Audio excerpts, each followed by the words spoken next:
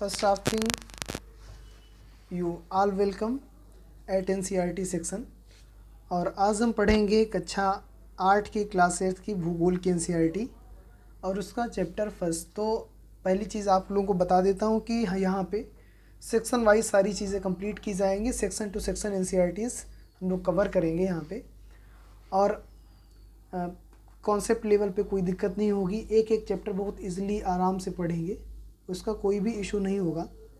और तो हम लोग देखते हैं जैसा कि आज 6th क्लास की NCERT, देन 7th की, देन 8th की, ऐसे हम पूरे 12th क्लास की NCERT हर एक सब्जेक्ट की पढ़ेंगे। तो हम लोग भूगोल से, ज्योग्राफी से सीरीज़ स्टार्ट किए हैं। तो पहली चीज़ कि आज इसका फर्स्ट चैप्टर देखते हैं। किताब का नाम है भूगोल की पाठ्यपुस्तक सामाजिक विज्ञान संसाधन एवं विकास। तो अब हम जैसे ही बुक को ओपन करते हैं, 8th क्लास की बुक है NCERT की, ज्योग्राफी की। देन जैसे इसको हम ओपन करते हैं तो देखते हैं कि यहाँ पे कुछ थोड़ी बहुत जानकारियाँ दी गई हैं, किताब के बारे में थोड़ा सा बताया गया है।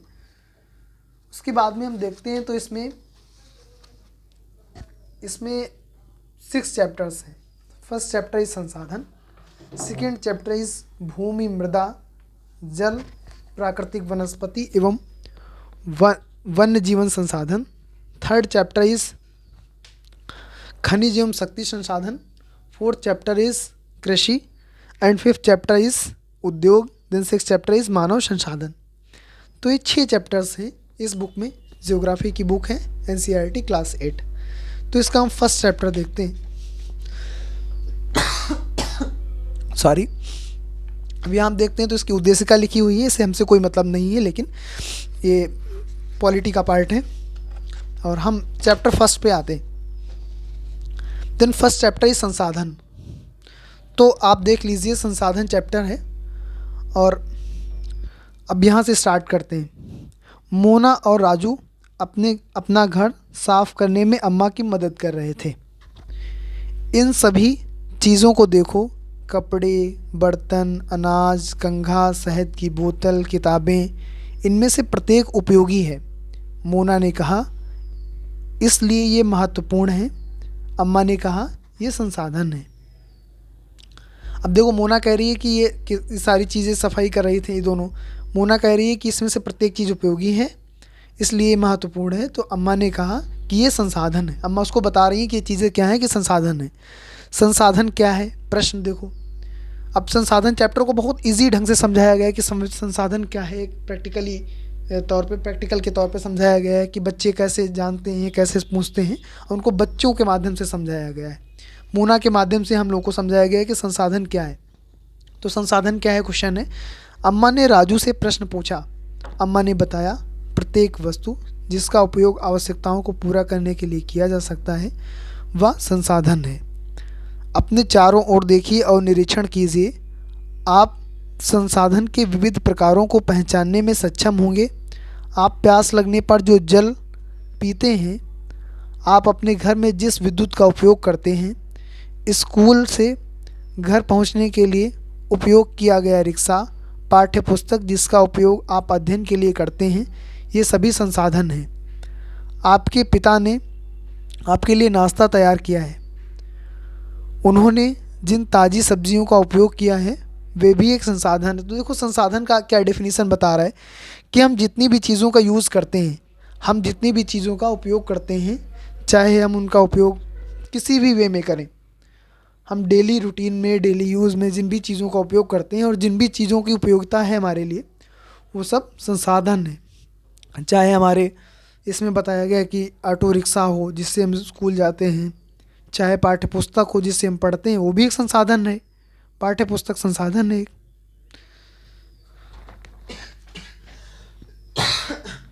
सॉरी। अब देखो, इसके बाद में ताज़ी सब्जियां, वो भी एक संसाधन है। जल, विद्युत, रिक्शा, सब्जियां और पाठ्य पुस्तक, सभी में कुछ ना कुछ ऐसा क्या है, उनमें से सभी वस्तुओं का उपयोग आपके द्वारा किया गया है, इसलिए वे उपयोगी हैं। एक वस्तु अथवा पदार्थ की उपयोगिता अथवा प्रयोज्यता उसे एक संसाधन बताती है। तो हम संसाधन बेसिकली किसको कह सकते हैं कि जिसका उपयोग हम करते हैं, जिसका उपयोग कहीं ना कहीं होता है, वो क्या है, वो संसाधन है। और किसी वस्तु की उपयोगिता अथवा प्रयोज्यता, मीन्स उपयोगिता, जो भी जिसका भी यूज़ है वो क्या है, संसाधन है। अब नेक्स्ट पैराग्राफ, राजू अब जानना चाहता था कि कोई भी वस्तु संसाधन कैसे बनती है। अम्मा ने बच्चों को बताया, वस्तुएं उस समय संसाधन बनती हैं जब उसका कोई मूल्य होता है। इसका प्रयोग अथवा उपयोगिता इसे मूल्य प्रदान करती है। सभी संसाधन मूल्यवान होते हैं, अम्मा ने कहा। अब देखो उसकी अम्मा बता रही है कि संसाधन कैसे बनते हैं। संसाधनों का कोई ना कोई मूल्य होता है, और मूल्य क्यों होता है, क्योंकि उसका यूज़ होता है। डिमांड होती है, तो सप्लाई होती है, और डिमांड सप्लाई में ही मूल्य होता है कि उसकी डिमांड है तभी उसका मूल्य है, और यही दोनों चीज़ें, उसका मूल्य और उसकी उपयोगिता ही उसको संसाधन बनाती। मूल्य का अर्थ महत्व होता है। कुछ संसाधनों का आर्थिक मूल्य होता है, जबकि कुछ संसाधनों का आर्थिक मूल्य नहीं होता है। अब देखो समझाया गया इसमें कि कुछ संसाधनों का आर्थिक मूल्य होता है जबकि कुछ संसाधनों का आर्थिक मूल्य नहीं होता है। उदाहरणार्थ, धातुओं का आर्थिक मूल्य होता है, लेकिन एक मनोरम भूदृश्य का आर्थिक मूल्य नहीं होता है।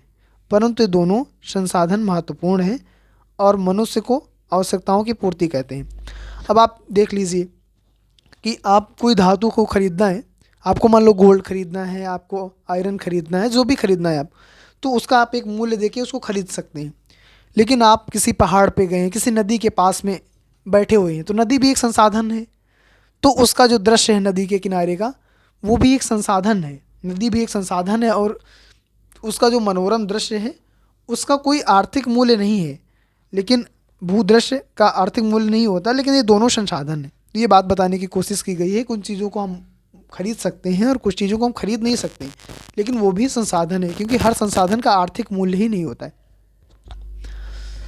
देन नेक्स्ट पैराग्राफ, कुछ संसाधन समय के साथ आर्थिक रूप से मूल्यवान हो सकते हैं। आपकी दादी के घरेलू नुस्खों को आज कोई वाणिज्यिक मूल्य नहीं है, लेकिन वे पेटेंट करने के उपरांत मेडिकल फर्म द्वारा बेचे जाते हैं, तब वे आर्थिक रूप से मूल्यवान हो सकते हैं। अब देखिए कि आप गांव में देखे होंगे कि दादी के नुस्खे हैं कि कहीं कोई बीमार हो जाता है तो उसको छोटे छोटे ट्रीटमेंट ये करने से इसका ये सही हो जाता है। तो अब उनके नुस्खे हैं वो लोकल लेवल पे फेमस हैं, उनका कोई आर्थिक मूल्य नहीं है, लेकिन जब साइंटिस्ट उसका पेटेंट करके उसको सफल कर लेते हैं और उससे रिलेटेड कोई मेडिसिन, कोई किट या ऐसा कोई डेवलप करते हैं, तो उसका मूल्य हो जाता है, फिर वो मेडिकल फर्म द्वारा बेचे जाते हैं और उनका मूल्य हो जाता है। तो कुछ संसाधन समय के साथ, अब संसाधन तो वो भी था, लेकिन संसाधन अब क्या हुआ कि वो संसाधन वो भी था, लेकिन संसाधन जब पेटेंट में हो गया तो वो उसका मूल्य हो गया। नेक्स्ट पहले मूल्य नहीं था। नेक्स्ट पैराग्राफ इज,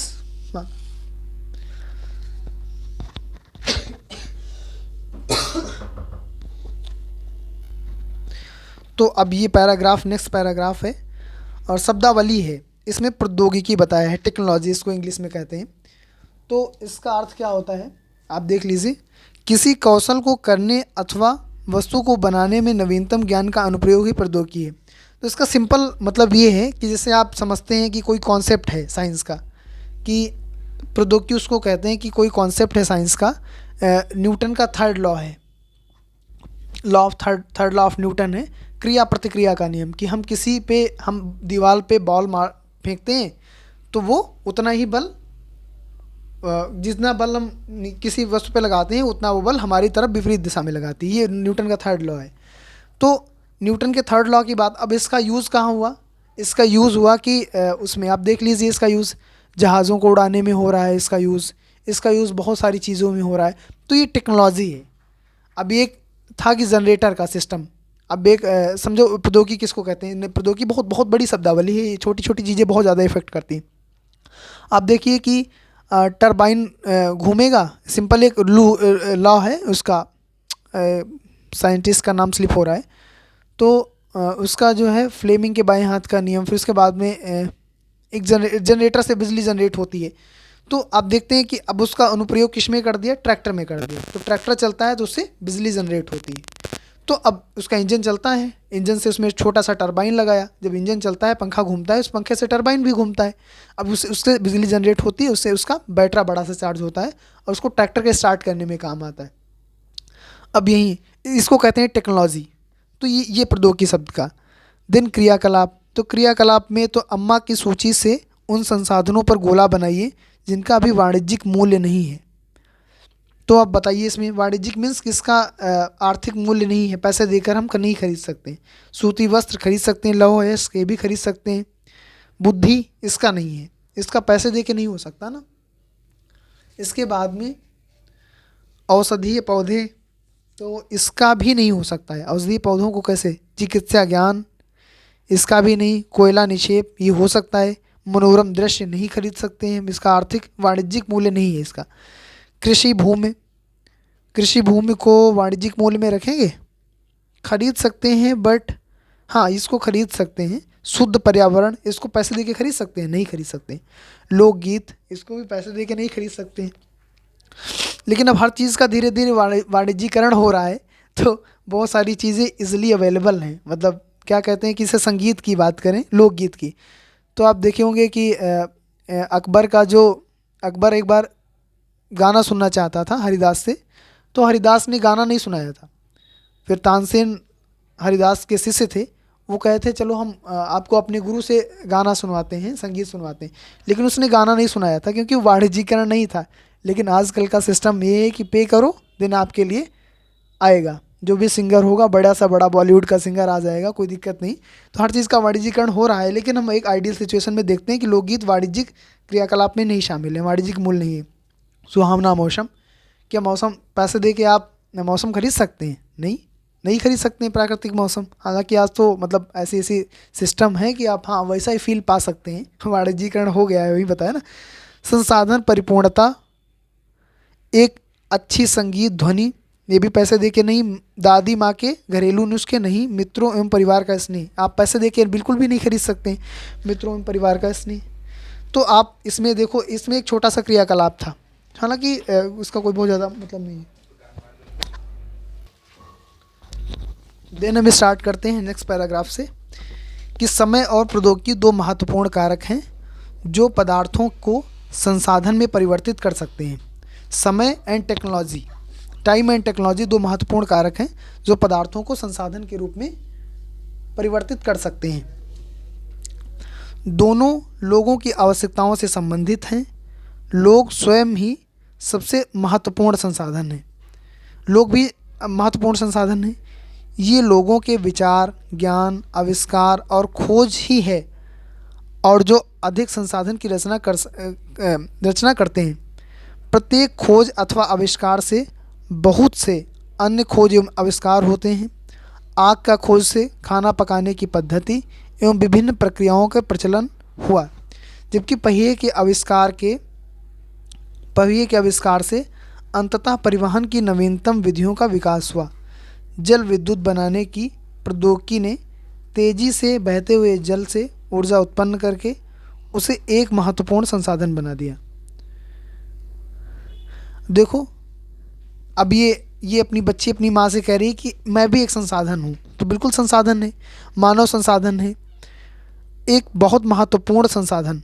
उसकी माँ भी एक बहुत महत्वपूर्ण संसाधन है, उसकी ख्याल रखती है, उसके इमोशंस हैं। तो अब हर चीज़ संसाधन है, मानव संसाधन है।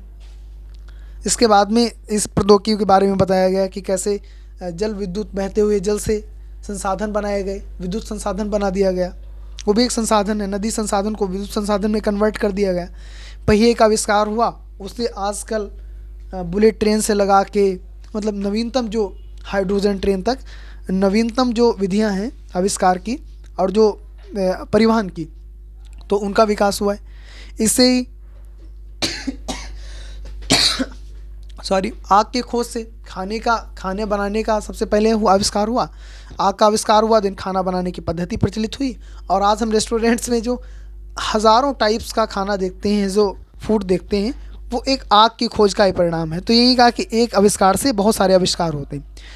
अब नेक्स्ट है पैराग्राफ में संसाधनों के प्रकार। तो संसाधनों के प्रकार की बात करते हैं। सामान्यतः संसाधनों को प्राकृतिक, मानव निर्मित और मानव में वर्गीकृत किया गया है। तो तीन प्रकार के संसाधनों में वर्गीकृत किया गया है। क्या कि प्राकृतिक संसाधन, दूसरा मानव निर्मित संसाधन, थर्ड मानव खुद ही एक संसाधन है। मानव खुद ही एक संसाधन है और इसमें तीन चीज़ों में बांटा गया है इसको। फर्स्ट प्राकृतिक संसाधन, जो संसाधन प्रकृति से प्राप्त होते हैं और अधिक संशोधन के बिना उपयोग में लाए जाते हैं, प्राकृतिक संसाधन कहलाते हैं। जो संसाधन में प्रकृति से प्राप्त होते हैं, जैसे कि हम देखते हैं कि प्राकृतिक संसाधन कौन से हैं। हमको जंगल से कुछ संसाधन प्राप्त होते हैं, ईंधन प्राप्त होता है, हमको जंगल से शहद प्राप्त होता है, हमको लैंड मिली है, लैंड पे हम खेती करते हैं, वो भी प्राकृतिक संसाधन है। ठीक है, तो ऐसे बहुत सारे संसाधन हैं जो प्रकृति हमें देती है। हमें नदी हमारा एक संसाधन है, इससे हम सिंचाई करते हैं, पानी पीने का पानी पीते हैं, तो ये प्राकृतिक संसाधन है। वायु जिसमें हम सांस लेते हैं, हमारी नदियाँ और झीलों का जल, मृदा और खनिज सभी प्राकृतिक संसाधन है। अभी बता रहे थे ना ऊपर, तो ये सारी चीज़ें क्या हैं, झीलें, नदियाँ, जल, ये सभी वायु जिससे हम सांस लेते हैं प्राकृतिक संसाधन है। इन संसाधनों से बहुत से प्रकृति के निःशुल्क उपहार हैं और सीधे ही उपयोग में लाए जाते हैं। जैसे कि हम सांस लेते हैं तो उसका कोई पैसा देते हैं, कोई पैसा नहीं देते।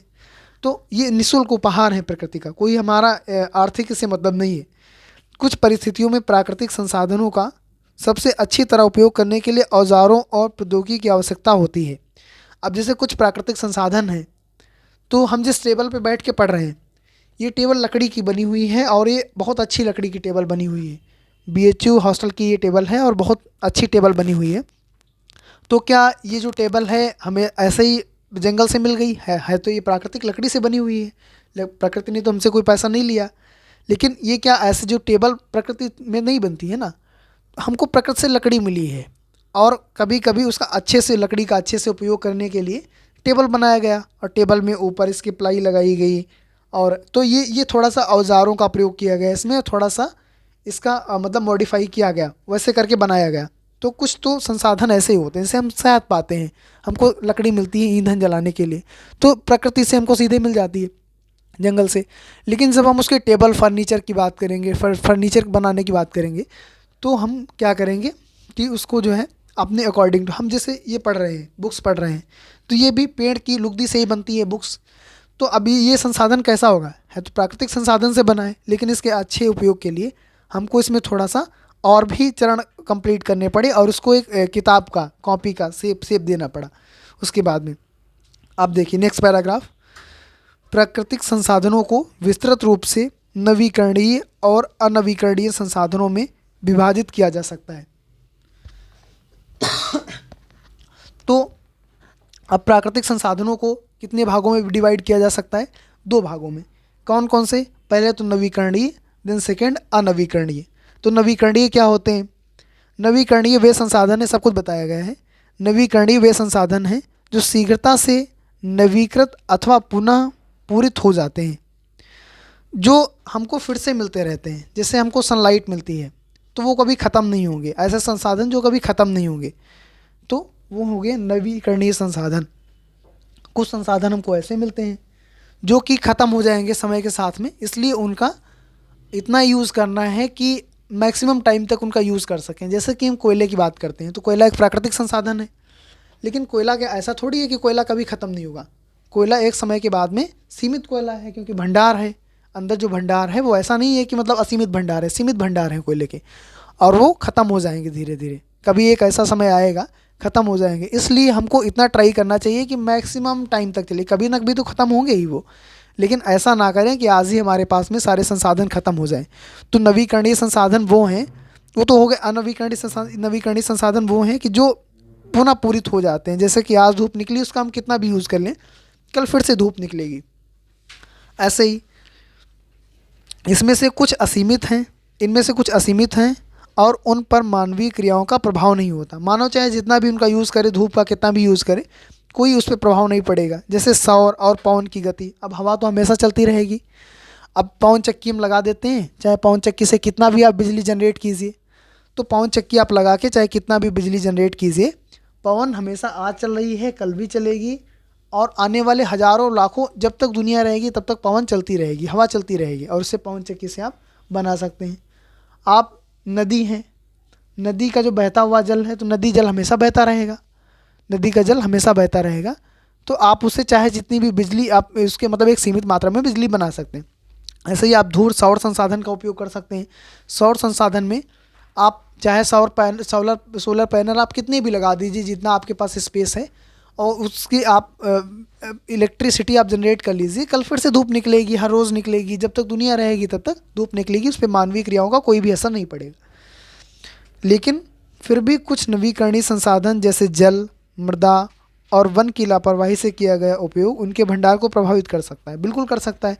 जैसा कि हम बात करें जल की, तो जल का हम उपयोग करते हैं, लेकिन जल तो बहुत सारा है, लेकिन हमारे उपयोग का जल तो कम ही है, बहुत कम उपयोग जल है। हम 100 जैसे कि 2.5% जल ही हम उपयोग कर सकते हैं, पूरा जितना भी जल है उसका 2.5% ही उपयोग कर सकते हैं, और 97.5% जल हम उपयोग नहीं कर सकते। ऐसे ही तो जल गंदा हो जा रहा है, जैसे गंगा का ही देख लीजिए, तो जल गंदा हो जा रहा है, तो उसमें हम पी नहीं सकते पानी, उसमें नहाने की भी कंडीशंस बहुत ही कम हो गई हैं। तो इस तरीके से हमारा मानवीय प्रयोग, ये सभी संसाधन तो नवीकरणीय है कि हमेशा रिफिल हो जाएंगे, लेकिन हमको इनका भी उपयोग सही सलामत ही करना चाहिए, जिससे ये इनकी गुणवत्ता बनी रहे। दिन मृदा की बात करते हैं, तो मृदा में हम ऐसा है कि इस बार हम खेती उगा लें, नेक्स्ट फसल फिर बोएंगे तो फिर हो जाएगी, लेकिन मृदा का भी एक स्वास्थ्य होता है। कई बार हम 3-4 फसल बो देते हैं, पेस्टिसाइड का ज़्यादा यूज़ कर देते हैं, मानवीय क्रियाकलाप हैं, तो उनसे इनमें दिक्कत हो जाती है और उसकी गुणवत्ता प्रभावित होती है।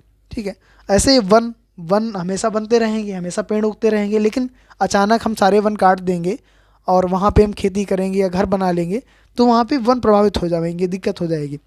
संसाधन तो नवीकरणीय है, लेकिन उनसे प्रभावित हो जाएंगे, उनके भंडार को प्रभावित कर सकता है। यही था, जल असीमित नवीकरणीय संसाधन प्रतीत होता है, फिर भी जल की कमी और प्राकृतिक जल स्रोतों का सूखना आज भी विश्व के बहुत बड़े भाग की एक बड़ी समस्या है। तो आप मैंने जैसे ऊपर बताया, ऐसे ही अनवीकरणीय संसाधन वे संसाधन हैं जिनका भंडार सीमित है।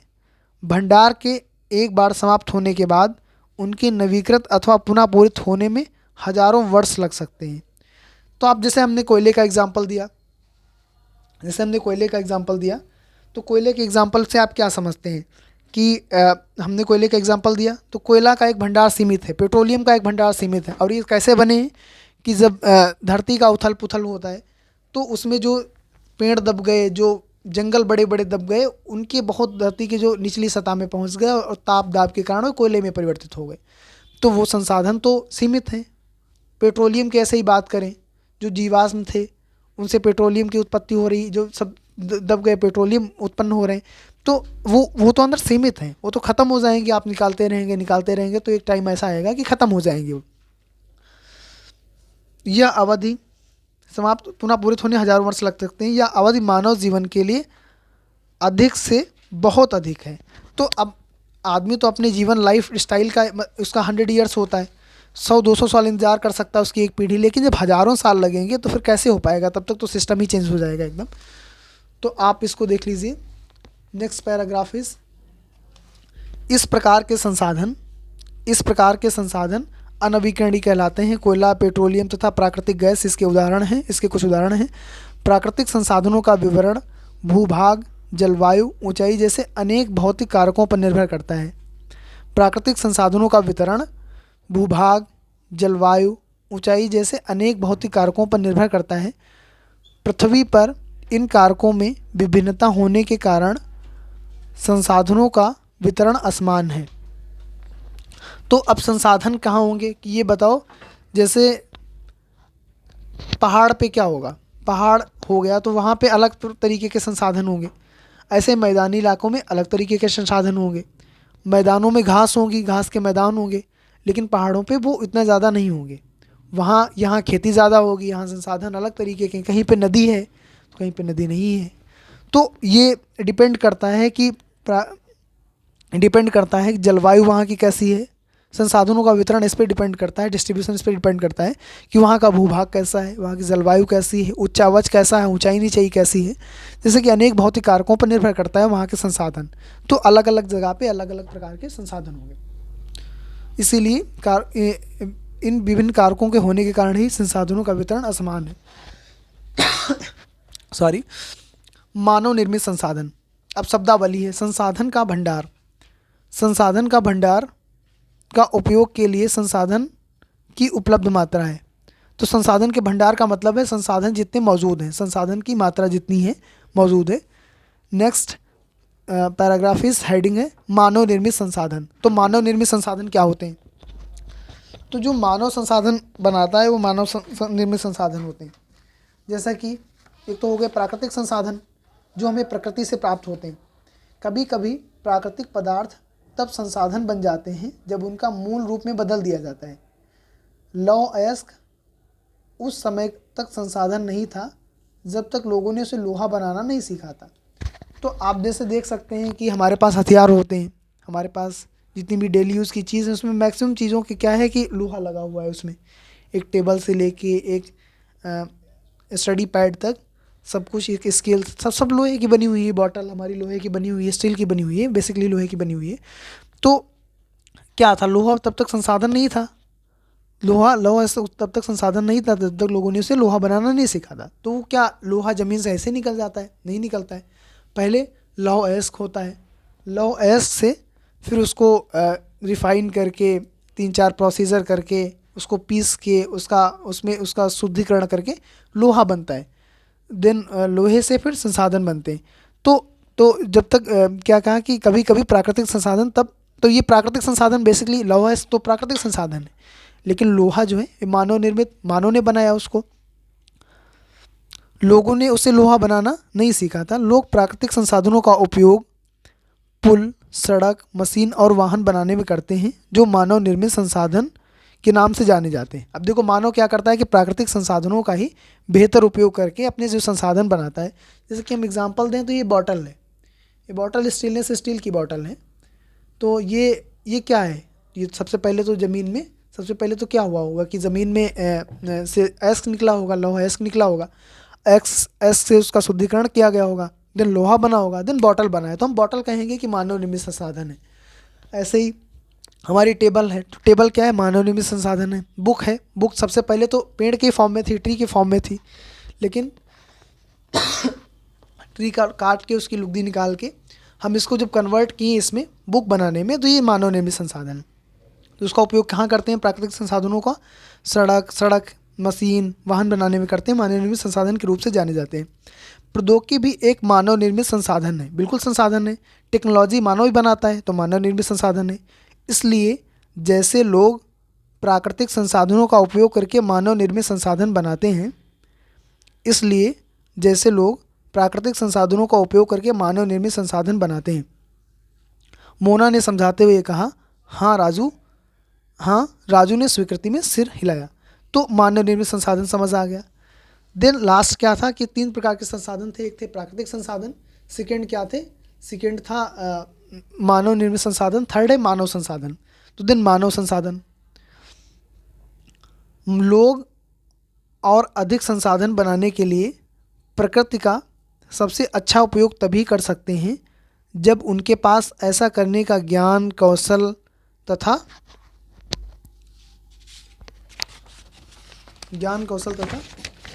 प्रौद्योगिकी उपलब्ध हो। बिल्कुल सही बात है। जैसे जापान के पास में क्या है कि जापान के पास में प्राकृतिक संसाधन नहीं है। वो इंडिया से लोहा तो खरीद लेता है, लोहा अयस्क तो खरीदता है इंडिया से, लेकिन वहीं जो वो संसाधन बना के बेचता है ना, तो वो उसके पास प्राकृतिक संसाधन नहीं है। तो इससे ये होना चाहिए था भाई, उसको अमीर नहीं होना चाहिए था, उसको इतना ज़्यादा समृद्ध नहीं होना चाहिए था, लेकिन समृद्ध है। किस लिए समृद्ध है? क्योंकि उसके पास में मानव संसाधन है। मानव संसाधन कैसे हैं? मानव संसाधन ऐसे हैं कि उसके पास में वो खरीद लिया, उसने यहाँ से ऐस खरीद लिया। अब वो अपने लोगों के, मानो उसके पास में ह्यूमन स्किल है ना, उसके जो लोग हैं, उसकी जो जनता है, उसकी जो देशवासी हैं जापान के, तो उनके पास स्किल है चीज़ों को बनाने की। अब उस स्किल से वो चीज़ें बनाता है। सपोज़ करो उसने जो लोहा ख़रीदा, तो वो 1000 का लोहा उसने ख़रीद लिया इंडिया से। अब इंडिया से उसने लोहा ख़रीद लिया, अब उसका वो जो है बॉटल्स बना रहा है, उसका वो जेट बना रहा है, उसकी वो पेन बना रहा है। तो जो वो सारी चीज़ें बना रहा है, अब उसको महंगे दामों में बेच रहा है। तो किस लिए समृद्ध है? उसके पास में मानव संसाधन है, उसके पास में, तो यही बात कही गई इसमें। तो लोग और अधिक संसाधन बनाने के लिए प्रकृति का सबसे अच्छा उपयोग तभी कर सकते हैं जबकि उनके पास ऐसा ज्ञान, कौशल तथा प्रौद्योगिकी उपलब्ध हो सारी। तो बताओ, इंडिया के लोग भी तो कर सकते हैं, अब बन भी रही हैं सारी चीज़ें, लेकिन उतने हाई लेवल पे नहीं बन रही हैं क्योंकि यहाँ पे प्राकृतिक संसाधन तो बहुत थे, बहुत हैं भी, लेकिन मानव संसाधन उस तरीके के नहीं हैं, लोग उतने स्किल्ड नहीं हैं। तो आप देख सकते हैं, इसलिए मनुष्य एक विशिष्ट प्रकार का संसाधन है, अतः लोग मानव संसाधन हैं। अब आप डेली लाइफ से कीजिए, आप डेली लाइफ से इसको कनेक्ट कीजिए। आप देखते हैं कि आप बहुत सारे लोग गांव से होंगे, तो गांव में ऐसा होता है कि बहुत सारे लोग होंगे, उनका कंडीशन अच्छा होता है गांव में, उनके पास खेती अच्छी होती है, ज़्यादा खेती होती है, और वो पुश्तैनी रूप से समृद्ध रहते हैं। और कुछ लोग ऐसे होते हैं जिनकी कंडीशन मिडिल वर्ग की फैमिली की होती है, निम्न वर्ग की फैमिली की होती है। और जो लोग, अब सपोज़ करो कि एक बंदा है जिसका खेती है, वो आराम से खेती कर रहा है, उसके बच्चे भी खेती कर रहे हैं, आराम से ट्रैक्टर है और संसाधन बढ़िया चल रहा है, कोई दिक्कत नहीं है उसको, आराम से वो खुश है वहाँ पे। अब एक है बंदा, वो उसको घर में अच्छे से बहुत ज़्यादा फूड क्वालिटी का खाना नहीं है, बहुत अच्छा सिस्टम नहीं है, लेकिन उसका बच्चा पढ़ता है, और उसका भी बच्चा पढ़ता है, उतना पढ़ने में ध्यान नहीं देता है उस वाले के और अपने खेती पाती के काम में ज़्यादा ध्यान देता है। तो अब सपोज़ करो कि वो जो बच्चा है, जिसका निम्न वर्ग का बच्चा है, उसने 12th तक पढ़ाई की, उसके आगे उसने ग्रेजुएशन किया।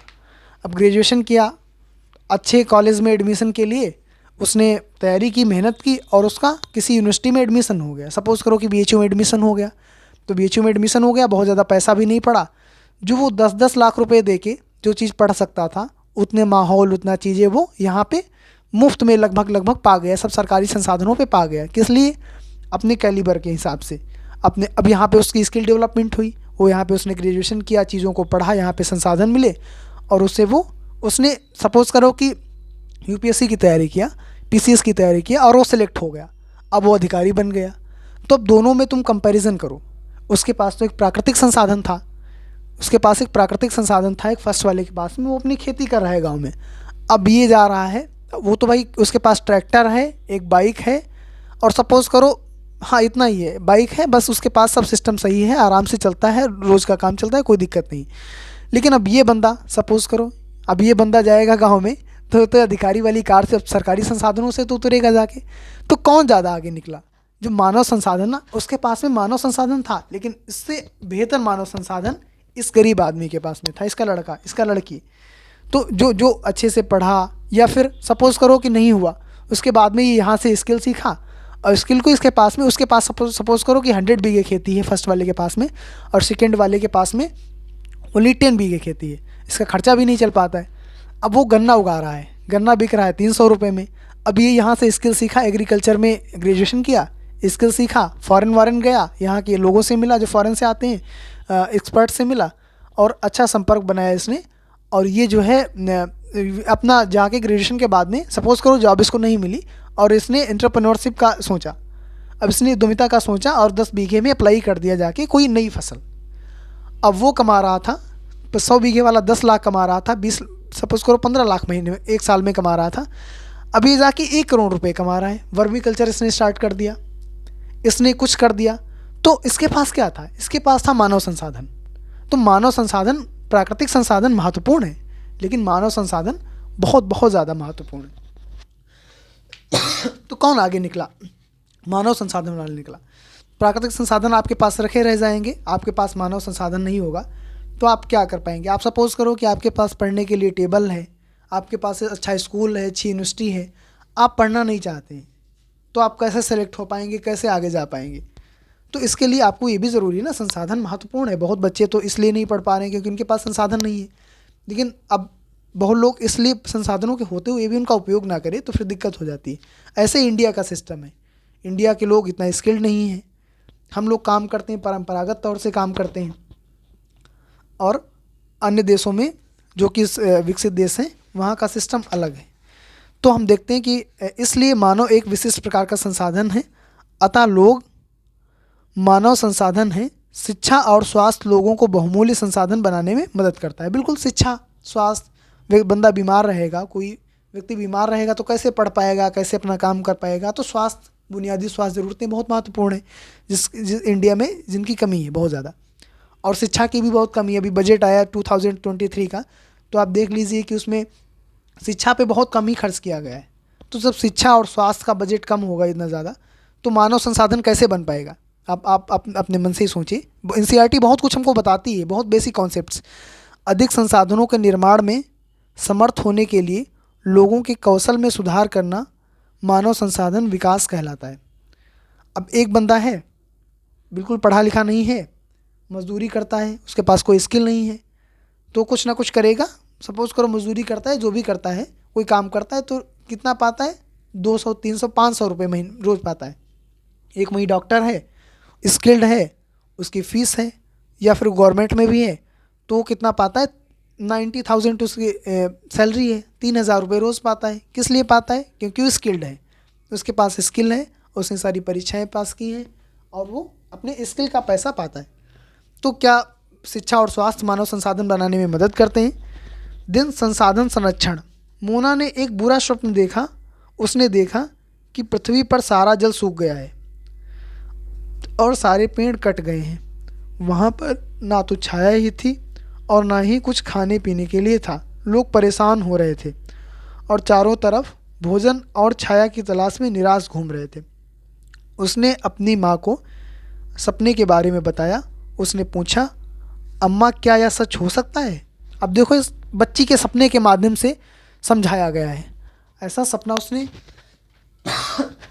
सपोज करो कि उसने ऐसा सपना देखा और अपनी माँ से वो पूछ रही है कि अम्मा क्या है, सच में हो सकता है? हाँ, अम्मा ने उत्तर दिया, हाँ हो सकता है। यदि हम नवीकरणीय संसाधनों के प्रति सतर्क नहीं रहते हैं तो वे बहुत ही दुर्लभ हो सकते हैं और अनवीकरणीय तो निश्चित ही समाप्त हो सकते हैं। अब सपोज़ करो कि नदी का जल है। पहले तो नदी का जल का क्वालिटी इतना था कि पी लेते थे अच्छे से, और आप सपोज़ करो कि वो जो नवीकरणीय, वो तो जल बहता जाता है, कोई दिक्कत नहीं, लेकिन उसमें पोल्यूशन इतना है तो हम क्या उसको पी सकते हैं? उसको हम यूज़ कर सकते हैं? कपड़े धोने में भी यूज़ नहीं कर पाएंगे, नहाने में भी यूज़ नहीं कर पाएंगे। तो संसाधन दुर्लभ हो जाएंगे और अनवीकरणीय संसाधन है वो तो सूख ही जाएंगे, वो तो मतलब ख़त्म ही हो जाएंगे, वो तो ख़त्म होने ही है। तो राजू ने पूछा, हम इसके लिए क्या कर सकते हैं? देखो, बच्चों के माध्यम से बहुत अच्छा समझाने का प्रयास किया गया है। बहुत कुछ अम्मा ने उत्तर दिया, हम बहुत कुछ कर सकते हैं। अम्मा ने उत्तर दिया, आप अपने दोस्तों से बात क्यों नहीं करते?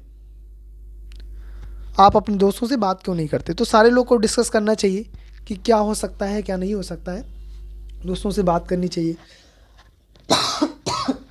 सारी संसाधनों का सफलतापूर्वक प्रयोग करना, उन्हें नवीकरण के लिए समय देना संसाधन संरक्षण कहलाता है।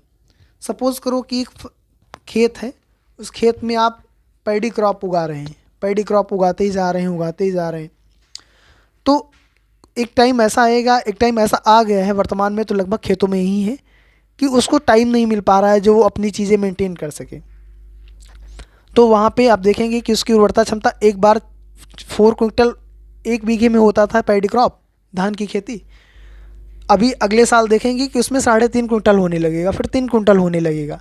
क्यों? क्योंकि उसकी जो उर्वरता है, जो उसकी फर्टिलिटी है, वो धीरे धीरे कम हो रही है। आप उस पर ज़्यादा दोहन कर रहे हैं, आप ऐसे बीज डाल रहे हैं, वो उसमें उर्वरकों का उपयोग ज़्यादा कर रहे हैं, आप यूरिया डाल रहे हैं, फर्टिलाइज़र डाल रहे हैं, उससे उसका उत्पादन तो बढ़ जा रहा है, लेकिन उसका जो है सिस्टम धीरे धीरे कम हो रहा है, उसकी एफिशिएंसी धीरे धीरे कम हो रही है। तो संसाधनों को भी रेस्ट चाहिए, थोड़ा सा आप रेस्ट दे सकते हैं, उसमें उपयोग कम कर सकते हैं, जैविक खाद का उपयोग ज़्यादा कर सकते हैं, तो इससे उसकी फर्टिलिटी बढ़ेगी और मृदा का स्वास्थ्य भी अच्छा रहेगा। ऐसे ही संसाधनों को उपयोग करने की आवश्यकता और भविष्य के लिए उनका संरक्षण में संतुलन बनाए रखना सतत पोषणीय विकास कहलाता है। तो अब ये वर्ड बहुत इंपॉर्टेंट है, सतत पोषणीय विकास। सतत पोषणीय विकास क्या होता है कि संसाधनों का जो है उनका उपयोग तो हम करें, लेकिन उनके साथ साथ उनके स्वास्थ्य का भी ध्यान रखें। हमारे आने वाली पीढ़ी जो है, हम नदी का उपयोग कर रहे हैं, तो नदी का उपयोग हम इतना ज़्यादा कर रहे हैं, हम जो भी उपयोग कर रहे हैं नदी का, सपोज़ करो कि उसमें नाव चल रही है, बोट वाली नाव चल रही है, हाथ वाली नहीं, वो इंजन वाली, तो अब एक बार वहाँ पे कोई दिक्कत नहीं है, नदी उससे कोई दिक्कत नहीं, नदी को, गंगा को, उसको कोई दिक्कत नहीं है। लेकिन एक बार ये क्वालिटी मेंटेन होना चाहिए कि ऐसा तो नहीं कि इंजन का कोई डीजल रिस रहा हो और नदी में जा रहा हो, थोड़ा थोड़ा सा जा रहा हो, जिससे वहाँ पे जो अंदर के जीव जंतु हैं, वहाँ पे जो जीव जंतु निवास करते हैं, उनके हेल्थ का कोई इशू हो जाए। तो एक बार इस चीज़ को भी ध्यान रखना चाहिए। एक बार ये चीज़ें मेंटेन क्वालिटी, नदी पे आप नाव चलाइए, आप जहाज़ चलाइए, नदी के स्वास्थ्य पे कोई फ़र्क नहीं पड़ेगा, कोई दिक्कत नहीं। नदी हमेशा बहती है, नदी बहती रहेगी, उस पर नाव तुम्हारे तैरते रहेंगे, तुम सैर सपाटे करते रहिए। आप इस पार से उस पार जाना हो, बनारस से तुमको डिब्रूगढ़ जाना हो, गंगा विलास में जाना हो, कोई दिक्कत नहीं। लेकिन एक बार ये क्वालिटी मेंटेन होनी चाहिए कि जिस नदी में हम चल रहे हैं, हमारे किसी ऐसे, हम ऐसा तो नहीं उसमें पॉलीथीन, हम अपना उस नाव में बैठे हुए हैं और उसमें हम पॉलीथीन फेंक दे रहे हैं, चिप्स खा के पैकेट उसमें फेंक दे रहे हैं, तो इससे नदी का स्वास्थ्य प्रभावित हो जाएगा वहाँ पे जो। और नदी जो है, या ऐसे ही भूमि हो गई, मृदा हो गई, नदी हो गई, ऐसे भी जितने प्राकृतिक संसाधन है, वन है, तो वन का आप उपयोग कीजिए, वहाँ से लकड़ी लीजिए, फर्नीचर बनाइए। लेकिन वनों को भी काटिए ऐसा नहीं है, लेकिन संतुलित मात्रा में, क्योंकि यूज़ है, प्राकृतिक संसाधन है। लेकिन आप एक पेड़ काटते हैं तो 2 पेड़ लगाइए, जिससे 50 साल बाद, 100 साल बाद वो पेड़ जो है हो सके, लग सके, ग्रीनरी बनी रहे, और सब चीज़ें संतुलित वे में करेंगे तो कोई दिक्कत नहीं होगी। ऐसा ना कर दें कि सारी चीज़ें रेड डाटा बुक्स में चली जाएं और एकदम मतलब क्या कहते हैं उसको, विलुप्ति की कगार पे चली जाएं। मुर्गी वाला वही होता है ना एग्जाम्पल, मुर्गी वाला, कि आप मुर्गी का अंडा लीजिए, मुर्गी मत काट दीजिए, जिससे अंडा देना बंद हो जाए। वही बात, संसाधनों के संरक्षण के अनेक तरीके हैं। प्रत्येक व्यक्ति उपभोग को कम करके वस्तुओं के पुनः चक्रण कर और पुनः उपयोग द्वारा इसका योगदान कर सकता है। अब ये 3 चीज़ें हैं, reuse, reduce and recycle. Reuse means जिस चीज़ को हम उपयोग करते हैं तो ऐसा कर सकते हैं, उसका फिर से उपयोग कर सकते हैं। जैसे कि हम चाय पीते हैं, तो चाय में हमारे पास 2 ऑप्शंस हैं। एक तो हमारे पास ऐसा ग्लास है जिसको हम पी के फेंक सकते हैं, एक बार यूज़ एंड थ्रो। देन ऐसे हमारे पास दूसरा ऑप्शन है, हमारे पास अच्छी सी कप है, हम उसमें चाय पी लिए, नेक्स्ट उसको साफ़ करके रख दिए, नेक्स्ट टाइम फिर से उसी में चाय पी लिए। तो ये वाला ऑप्शन ज़्यादा सही है, रिड्यूस, रीयूज़। देन रिड्यूस, हम संसाधनों का कम उपयोग कर सकते हैं, जहाँ पे हमको ज़्यादा चीज़ों की आवश्यकता है वहाँ पे हम कम में भी काम चला सकते हैं, इससे संसाधनों पे उतना ज़्यादा दबाव नहीं बनेगा। देन रिसाइकल, हम चीज़ें कुछ हमारी ख़राब हो जाती हैं तो उसको हम फिर से उसको रिसाइकल करके दूसरी चीज़ें बना सकते हैं, हम चीज़ों को दे सकते हैं। जैसे कि हमारे पास कोई चीज़ टूट गई तो हम उसको कबाड़ी वाले को दे सकते हैं और वो उसको जाके फिर से रिसाइकल होके नया प्रोडक्ट बन के आ जाएगा। तो इसके द्वारा क्या होगा कि संसाधनों का संरक्षण हो जाएगा। अतः एक विभिन्नता बताता है, क्योंकि जब जीवन एक दूसरे से जुड़ा है। उस शाम बच्चों और उसके मित्रों ने पुराने समाचार पत्रों, व्यर्थ वस्त्रों और बांस की डंडियों से लिफाफे और ख़रीदारी के लिए थैले बनाए। अब देखो ये सारी चीज़ों का क्या हो रहा है कि रिसाइकल हो रहा है, रिसाइकलिंग हो रही है यहाँ पे। सॉरी, पुराने जो समाचार पत्र हैं, बांस की डंडियाँ हैं, उनसे लिफाफे बनाए, ख़रीदारी के लिए थैले बनाए। उन्होंने कहा हम इन वस्तुओं में से कुछ वस्तुएं उन परिवारों को देंगे जिन्हें हम जानते हैं। मुस्तफ़ा ने कहा अपने संसाधनों को बचाना और हमारी प्रकृति को सजीव रखना यह एक बहुत अच्छा कार्य है। जस्सी ने कहा मैं बहुत ही सतर्क रहूँगी कि कागज़ व्यर्थ ना हो। उसे स्पष्ट होता है कागज़ बनाने के लिए बहुत से पेड़ों को काट दिया जाता है। मैंने बताया स्टार्टिंग में ही कि कागज़ बनाने के लिए बहुत से पेड़ों को काट दिया जाता है, पेड़ों से ही कागज़ का निर्माण होता है। ऐसे ही बच्चे कह रहे हैं मैं ध्यान रखूँगा कि मेरे घर में विद्युत व्यर्थ ना हो। मुस्तफ़ा ने ज़ोर से कहा विद्युत जल और कोयले से मिलती है। अब से इंडिया में जल से तो कम ही विद्युत होती है, ताप से विद्युत ज़्यादा होती है, ताप विद्युत बनती है इंडिया में सबसे ज़्यादा। तो कोयला तो ख़त्म होगा ना, कोयले से ही विद्युत बनती है और उसका व्यर्थ हो जाएगा तो कोयला जल्दी ख़त्म हो जाएगा। मैं विश्वास दिलाती हूँ कि घर में जल बेकार नहीं होगा, जल की एक एक बूंद मूल्यवान है। आशा ने कहा। बच्चों ने कहा हम सब मिलकर अंतर ला सकते हैं। यह कुछ कार्य मोना, राजू और उसके मित्रों ने किए हैं। आपका क्या विचार है? आप संसाधन संरक्षण में कैसे मदद करने जा रहे हैं? ये बहुत बड़ा क्वेश्चन है और हम छोटी छोटी चीज़ों को करके संसाधन संरक्षण में मदद कर सकते हैं। हमारी पृथ्वी और इस पर निवास करने वाले लोगों का भविष्य पेड़ पौधों और परितंत्र की सुरक्षा और संरक्षण से जुड़ा है। अब यह सुनिश्चित करना हमारा कर्तव्य हो जाता है कि सभी नवीकरणीय संसाधनों के उपयोग सतत पोषणीय हैं। सतत पोषणीय क्या कि उनका यूज़ तो करें लेकिन उनके स्वास्थ्य का भी ध्यान रखें। सेकेंड पॉइंट इज पृथ्वी पर जीवन की विविधता संरक्षित की जाए।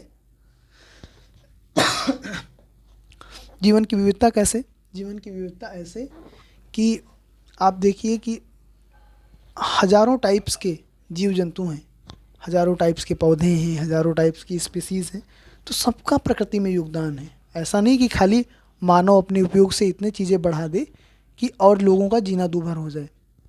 हम कहते हैं ना कि हमारे यहाँ पे सांप आ गए हैं, हमारे घर में सांप आ गए। सांप हमारे घर में नहीं आए हैं, हम सांप के घर में चले गए, क्योंकि वो कभी सांप का घर रहा होगा।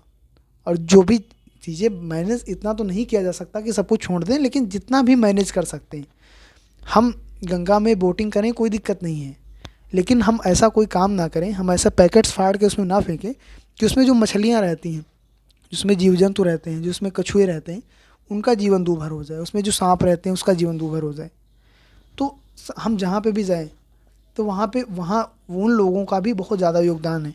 यही कहा ना कि पृथ्वी पर जीवन की विविधता संरक्षित की जाए। हम हैं तो हम क्या हैं, तुम हो तो तुम क्या हो, वो वाला कि जब हम ही रहेंगे, जब मानव ही रहेगा पूरी प्रकृति में, फिर खूबसूरत नहीं लगेगी ना प्रकृति इतना ज़्यादा।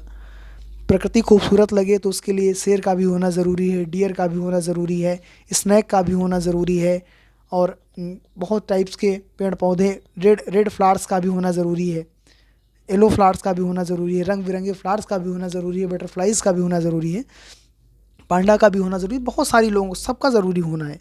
तो जीवन की विविधता संरक्षित की जाए। ऐसा ना कि मतलब हम अपने बढ़ाते जाएं और हमको किसी अन्य जीव जंतुओं का ख्याल ही ना रहे और हमारी वजह से नष्ट हो जाए धीरे धीरे। बहुत सारे तो नष्ट ही हो गए हैं और बहुत सारे नष्ट होने की कगार पे हैं। तो हमको अपनी क्रियाकलाप थोड़ा सा उस पर भी ध्यान देना चाहिए। थर्ड पॉइंट इज़ प्राकृतिक पर्यावरण तंत्र की हानि को कम से कम किया जाए। तो प्राकृतिक पर्यावरण तंत्र की हानि को कम से कम कैसे करेंगे? पहले तो चीज़ों का ध्यान रखेंगे, उनको संसाधन समझेंगे, उनका जितना भी यूज़ होगा उतना ही यूज़ करेंगे, रीयूज़, रिड्यूस एंड रिसाइकिल का कॉन्सेप्ट अपनाएंगे, चीज़ों के बारे में जानेंगे। अपनी खाली क्या कहते हैं कि अंधी उपयोगिता की दौड़ में ही नहीं भागेंगे। हम ये भी देखेंगे कि जब हम संसाधनों का यूज़ कर रहे हैं तो वो मैक्सिमम टाइम तक यूज़ करते रहें और हमारे आने वाली पीढ़ियाँ भी उसका यूज़ करें। ऐसे सतत पोषणीय विकास के लिए कुछ सिद्धांत: जीवन के सभी रूपों का आदर और देखभाल, मानव जीवन की गुणवत्ता को बढ़ाना, पृथ्वी की जीवन शक्ति और विविधता का संरक्षण करना, प्राकृतिक संसाधनों के ह्रास को कम से कम करना, पर्यावरण के प्रति व्यक्तिगत व्यवहार और अभ्यास में परिवर्तन, समुदायों को अपने पर्यावरण की देखभाल करने योग्य बनाना। तो ये चैप्टर कंप्लीट हुआ। अब कुछ क्वेश्चंस हैं कि निम्नलिखित प्रश्नों के उत्तर दीजिए। पृथ्वी पर संसाधन असमान रूप से क्यों वितरित हैं? तो क्यों वितरित हैं? आपने देखा कि यहाँ पे क्या होता था कि वो जलवायु, वहाँ की ऊंचावची स्थिति, वहाँ का टेम्परेचर, इन सारे कारकों पर निर्भर करता था ना संसाधनों का असमान वितरण। संसाधन संरक्षण क्या है? संसाधनों का संरक्षण क्या है? अभी पूरे चैप्टर में बताया हमने। संसाधनों का संरक्षण वो है कि जब हम संसाधनों का उपयोग तो करते हैं लेकिन उनके स्वास्थ्य का भी ध्यान रखते हैं। ऐसा ना हो कि संसाधन धीरे धीरे ख़त्म हो जाएं या उनकी गुणवत्ता कम हो जाए, तो उसका हम ध्यान रखते हैं। संसाधन संरक्षण कहलाता है। मानव संसाधन महत्वपूर्ण क्यों है? बहुत महत्वपूर्ण है। जैसे हमने जापान का एग्जाम्पल दिया कि उनके पास में प्राकृतिक संसाधन तो कम है, लेकिन वो इम्पोर्ट करके और जो है अपने मानव कैलिबर के हिसाब से वो जो चीज़ें बनाते हैं और चीज़ें बेचते हैं, उससे उनको बहुत ज़्यादा फ़ायदा होता है। उनके पास ह्यूमन संसाधन है और वो आज विकसित देश की श्रेणी में छोटा सा देश है। जबकि 1945 में 6 अगस्त और 9 अगस्त को 2 उसके ऊपर परमाणु बम गिराए जा सके। वो किस लिए आज दुनिया में है? इसलिए है क्योंकि उसके पास में मानव संसाधन है। अब ये MCQ क्वेश्चन है, सही उत्तर पर निशान लगाइए। निम्नलिखित में से कौन संसाधन को निर्धारित नहीं करता? उपयोगिता, मूल्य, मात्रा। संसाधन निम्नलिखित में से कौन संसाधन को निर्धारित नहीं करता? उपयोगिता उपयोगिता निर्धारित करता है, मूल्य निर्धारित करता है, मात्रा निर्धारित नहीं करता है। मूल्य मीन्स होता है उसका उपयोगिता भी निर्धारित करती है, और पीछे सब बताया है मूल्य भी निर्धारित करता है। दो ही चीज़ें उसको संसाधन बनाती हैं, जैसे उसकी मम्मी ने जवाब दिया था। सेकेंड क्वेश्चन इज निम्नलिखित में से कौन सा मानव निर्मित संसाधन है? झरने का जल बिल्कुल मानव निर्मित संसाधन है। कैंसर उपचार की औषधियाँ व्यक्ति बनाता है, मानव निर्मित नहीं, नो इट इज़ प्राकृतिक संसाधन। उष्णकटिबंधीय वन ये भी प्राकृतिक संसाधन है। कैंसर उपचार की औषधियाँ मानव निर्मित संसाधन है। कथन पूरा कीजिए। अनवीकरणीय संसाधन क्या होते हैं? कि जो सीमित भंडार वाले, मनुष्य द्वारा निर्मित निर्जीव वस्तुओं की उत्पन्न सीमित भंडार वाले। नवीकरणीय तो फिल हो जाएंगे, लेकिन ये रिफिल नहीं हो पाएंगे। अनवीकरणीय संसाधन रिफिल नहीं हो पाएंगे। ऐसे ही यहाँ पे एक रहीम जी का दोहा दिया हुआ है, बहुत ही अच्छा आपको दिखा देते हैं। बहुत ही अच्छा दोहा दिया हुआ है कि रहीमन पानी राखिए, बिन पानी सब सून, पानी गए न उबरे, मोती मानुष चून। तो यहाँ पे रहीम जी ने बहुत अच्छा दोहा लिखा है। और इसमें वैसे तो जब हम अलग अलग साहित्य की बात करते हैं तो साहित्य में अलग अलग चीज़ों का अलग अलग मतलब होता है, लेकिन यहाँ पे इसका मतलब पानी से है, संसाधन से है, पानी से। तो पानी गए न उबरे, मोती मानुष चून। बहुत बहुत धन्यवाद and thanks for watching all video. Please share this video. आपको अच्छा लगा हो तो आप भी शेयर कीजिए और लोगों तक भी बात पहुँचे। और हमारा भी यही प्रयास रहेगा कि सारी NCERTs को हम कवर करें अच्छे से, और आप लोगों का सपोर्ट रहेगा तो बिल्कुल इसी तरीके से चीज़ें आगे बढ़ेंगी। बहुत बहुत धन्यवाद। Thank you.